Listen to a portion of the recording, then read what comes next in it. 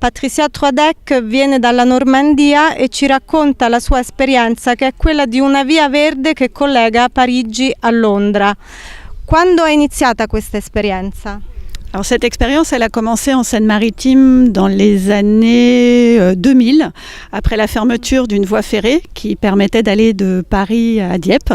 En 1988, cette voie ferrée a été fermée et les élus locaux se sont interrogés sur le devenir de cet espace et ils ont décidé donc de transformer cet espace en voie verte.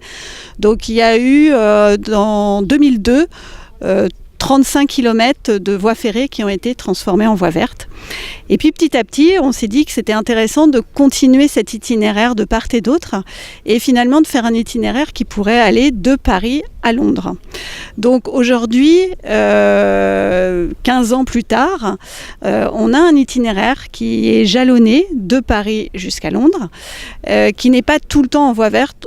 Grosso modo, on est à la moitié de l'itinéraire qui est en voie verte et l'autre moitié est jalonnée sur de la voirie secondaire peu utilisée. On a énormément de touristes qui empruntent cet aménagement.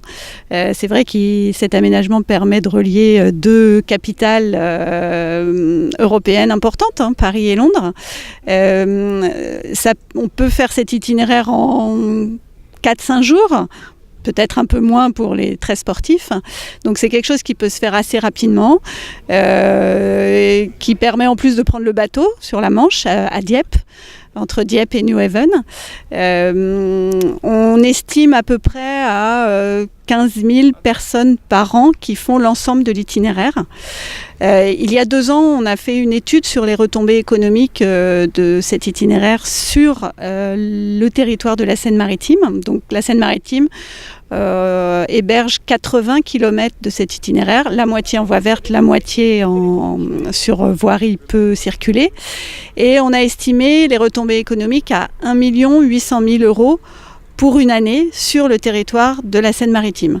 Donc ce sont les touristes qui dépensent à la fois pour leur hôtel, pour la restauration, pour des visites.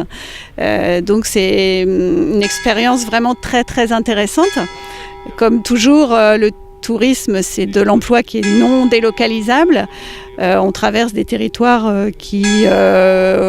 lesquels il n'y a pas énormément de travail. Enfin, c'est important de réussir à maintenir une activité sur ces territoires-là.